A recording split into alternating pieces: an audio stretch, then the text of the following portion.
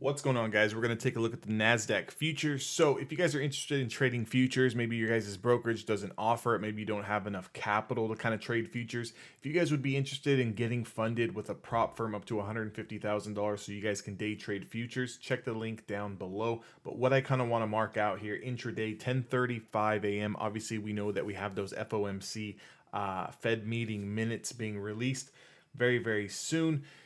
Realistically, this week the market has been very choppy. You're getting opportunities, pretty much right off the bell. That first 30 minutes to an hour, market's kind of either going up or it's going down, and then the rest of the day it's kind of hard to get things going. A lot of sideways action, low volume, choppiness going on.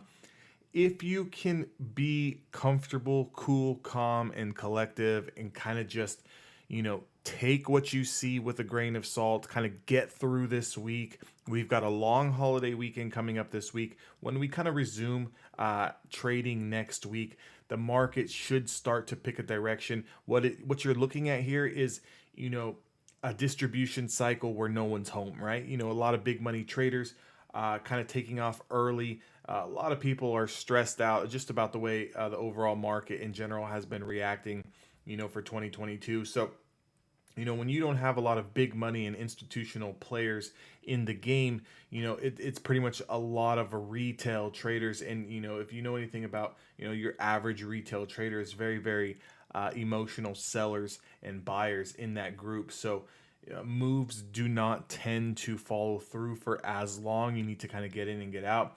What we're looking at here on the NASDAQ futures is, a 20 period moving average that essentially is just going sideways, is kind of curling up. You can see here, these are 1 hour candles. We've come down and tested the 20 SMA 1, 2, 3 times, 2 times losing it, and then now reclaiming it. So we're getting this nice little bounce here. The level that we're looking at to the upside is 11,929. That would be this top wick break here. That's going to put you into another little bit of choppiness range here. From 11,929, you do have room into 12,097. This is the range that you're going to want to play in for long. I'd kind of stay away from all of this choppiness action here, as they could pull this at any point in time, back test again, lose it a little bit, back test and lose it. The level that we're really looking for to the downside is 11,670. That's going to be correlation with these two wicks here. I think that if we do lose the 11,670, you're going to have an opportunity for a pretty nice trade here. There's 100 points worth of room back into this low wick here. You can see a lot of price action was also in this area. Found a little bit of demand last time and gave this nice little bit of a bounce here. But those are the two only areas that I'm really interested in right now, is the 11,929 and the 11,670 area. Everything else in between is just, it's not really my cup of tea for this week. I'm not really missing out on anything here. If it decides to keep pushing higher, I'd rather just wait for some sort of breakthrough of this supply zone, or just look for this rejection in this zone to come all the way back down.